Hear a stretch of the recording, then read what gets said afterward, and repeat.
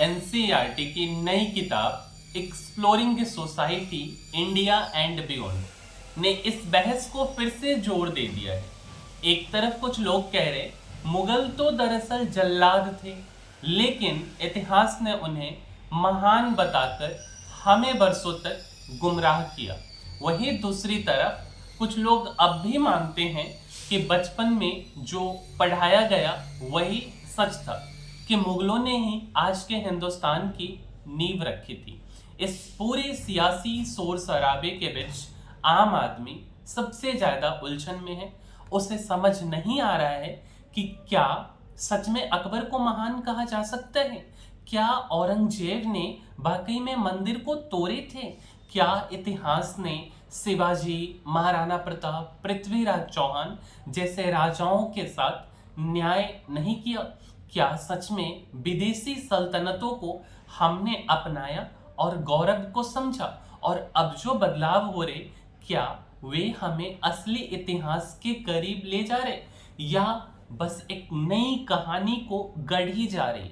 NCERT की नई किताब जो है वो अब स्कूली किताब नहीं है, वो चर्चा है उस इतिहास को लेकर जो दशकों से पढ़ाई किताब गई है। किताब 8वीं कक्षा के लिए है, लेकिन आज पूरे देश में यही गूंज रहा है कि अब वो समय नहीं। इस किताब के जरिए कहा जा रहा है कि जब मुगलों को महान और उदार बताया जाएगा, ऐसा समय अब नहीं रहा। यह किताब कहती है कि मुगलों का एक दूसरा रूप भी था, और बेसिकली 3 चीज है जो विवाद की वजह बनी है इस किताब के अंदर। सच झूठ तो बाद में डिस्कस करेंगे कि क्या सच है क्या झूठ है। फिलहाल तो जो है एनसीईआरटी की जो किताब है, जो बेसिकली 3 विषयों को लेकर है जिनमें बवाल मचा है, और उनमें से जो सबसे पहला विषय है वह अकबर को लेकर है। हमें सालों से पढ़ाया गया कि जो अकबर हैं वो महान थे, ग्रेट थे, लेकिन एनसीईआरटी की नई किताब कहती है कि 1568 ईस्वी में चित्तौड़गढ़ के किले की घेराबंदी के दौरान अकबर ने 30,000 निर्दोष लोगों की हत्या कर दी। अच्छा, जो बचे थे, जो भी बच गए, उन्हें गुलाम बना दिया गया। हाँ, एक बात सही है कि अकबर ने जजिया कर को हटाया। अच्छा, अकबर अगर जजिया कर को हटाया, ये बात सही है, ठीक है। तो क्या यही चीज अकबर को महान महान कहने के लिए काफी है? और उसके बाद बार बार इस किताब में अकबर के शासन को जो है वो मतलब बताया गया है कि कैसा वो शासन था, है ना, कितना क्रूर शासन था। तो जैसा भी शासन रहेगा मेरे भाई वैसा तो बताया जाना चाहिए, कोई दिक्कत नहीं है। यानी कहा गया कि अकबर ने कुछ अच्छे काम किए हैं, लेकिन 30,000 लोगों को मार दिए, और क्या उनको इस बात के लिए महान कहा जा सकता है? दूसरा जो बात है वो औरंगजेब को लेकर है। एनसीईआरटी की किताब में औरंगजेब की जो पहले वाली किताब थी उसमें उन्हें धार्मिक बादशाह बताया जाता था, लेकिन जो नई वाली किताब आई है उसमें उन्हें धार्मिक बादशाह नहीं बताया गया। उसने अपने उनमें उसमें उसे क्या बताया गया कि उसने उनका जो भाई है दारा सी को सर कलम कर दिए, सर को काट दिए थे। अच्छा, पिता को बंदी बनाया, जजिया कर को दोबारा से लागू कर दिया गया, थोप दिया गया।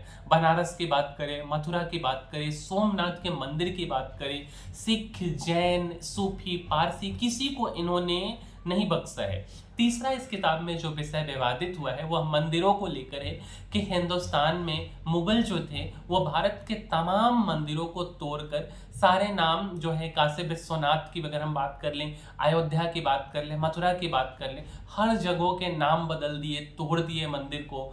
और अगर मान करके चलें कि दिल्ली के कुबत उल इस्लाम मस्जिद आज भी खड़ी है, लेकिन उसके बाहर एक शिलालेख, एक बोर्ड लगा हुआ है, और उस बोर्ड पे लिखा हुआ है कि इस मंदिर को बनाने में 27 हिंदू और जैन मंदिर को तोड़ा गया।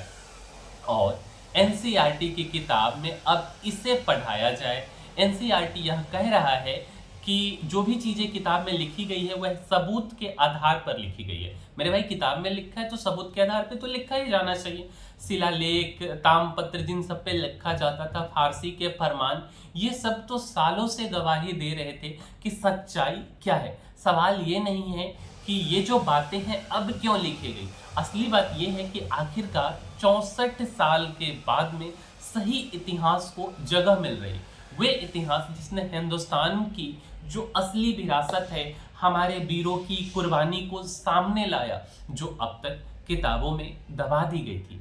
एनसीईआरटी की स्थापना आज से 64 साल पहले साल 1961 ईस्वी में हुई थी और तब से लेकर अब तक एनसीईआरटी ने अपने किताबों में कभी भी दिल्ली सल्तनत और मुगल काल की आलोचना नहीं की थी, लेकिन अब एनसीईआरटी ऐसा कर रहा है और इसी बात को लेकर के विवाद है। हालांकि हम फिर से स्पष्ट कर देना चाहते हैं कि एनसीईआरटी ने अपनी जो भी बातें किताब में लिखी है वो सच है और यह सच है कि मुगल काल में काफी क्रूरता हुई थी, मंदिर को तोड़ा गया था। काशी विश्वनाथ का मंदिर हो, अयोध्या का राम मंदिर हो या मथुरा में श्री कृष्ण जन्मभूमि पर मस्जिद बनाने का मामला हो, इन सभी घटनाओं के जो सबूत हैं वो सैकड़ों सालों पुरानी किताब, शिलालेख और पत्थरों पर दर्ज है। अगर हम आपको एक उदाहरण के लिए, भारत की सबसे पुरानी मस्जिद दिल्ली के कुतुब मीनार परिसर में मौजूद है, जिसे कुवैत अल इस्लाम मस्जिद कहते हैं। इस मस्जिद के बाहर कुतुब मीनार परिसर में बड़े बड़े अक्षरों में लिखा है कि दिल्ली सल्तनत ने 27 हिंदू जैन मंदिरों को तोड़ा था और इस तरह बाकी मंदिरों को भी तोड़ने के सबूत मौजूद हैं और इस पर कोई विवाद नहीं है। विवाद असल में इस पर है कि अब तक एनसीईआरटी की किताब में मुगल शासकों का महिमा मंडन होता रहा, लेकिन अब जब पहली बार हिंदू इतिहास और मंदिरों पर हुए अत्याचार की सच्चाई दिखाई जा रही है तो इसे कुछ लोग विलेन कहकर जो है सवाल उठा रहे। असल में तो अब जाकर इतिहास का वो सच सामने आ रहा है जिसे बरसों से दबा दिया गया था। एनसीईआरटी 1961 ईस्वी में बनी थी, लेकिन उसे ये इतिहास पढ़ाने में आखिर 64 साल लग गया। ये बड़ा सवाल लोगों के मन में आना चाहिए कि इतना सालों के बाद क्यों हमारे लिए सच्ची इतिहास को पढ़ाया जा रहा है। ये तो काफ़ी पहले हो जाना चाहिए था। और जब मतलब एनसीईआरटी का जो गठन है 1961 ईस्वी में हुआ, हमने आपको बताया, उस समय देश के पहले प्रधानमंत्री पंडित जवाहरलाल नेहरू थे। पूर्व प्रधानमंत्री इंदिरा गांधी से लेकर मोरारजी देसाई हो गए, राजीव गांधी जी हो गए, अटल बिहारी वाजपेयी जी, यहाँ तक कि डॉक्टर मनमोहन सिंह की सरकार में लगातार इस बात को लेकर विवाद उठा कि एनसीईआरटी का पाठ्यक्रम मुगल शासकों और अंग्रेजों की तारीफ से क्यों भरा पड़ा है, लेकिन सुधारने का कभी भी गंभीर प्रयास नहीं किया गया। लेकिन अब यह गंभीर प्रयास हुआ है और यह काबिले तारीफ है। यह सराहना किया जाना चाहिए कि भारत का जो असली इतिहास है वही भारत के लोगों को पढ़ाया जाए, ना कि हमारे जो वीर सपूत, हमारे जो वीर राजा महाराजा, जिनमें से महाराणा प्रताप का एक सीरियल भी मौजूद है, भारत के वीर पुत्र महाराणा प्रताप, वीर शिवाजी, इन सब का सीरियल अगर आप देखोगे तब जाकर के हमें अपने इतिहास का गर्व होगा। और यह बचपन से हम सभी लोगों को पढ़ाया जाना चाहिए कि मेरे भाई, हमारा इतिहास केवल मुगलों के बारे में पढ़ाया, लेकिन सच में हमारे जो हिंदू राजा थे वह अपना सर कलम करवाना समझे, लेकिन सर झुकाना नहीं समझे। और इस बात को हम लोग बाद में पढ़ें। मेरे भाई, यह काफ़ी पहले से इतिहास में सुधार हो जाना चाहिए था, लेकिन फिर भी काबिले तारीफ है कि इतिहास में सुधार होने का मौका मिला और सुधार हुआ, और इसके लिए आलोचना नहीं, सराहना होना चाहिए। तो इस वीडियो में इतना ही, मिलते हैं अगले वीडियो में। और अगर आपको वीडियो पसंद आया तो मेरे भाई इस वीडियो को लाइक, शेयर और सब्सक्राइब कीजिए। इस चैनल को लाइक, शेयर और सब्सक्राइब कीजिए। तब तक के लिए धन्यवाद।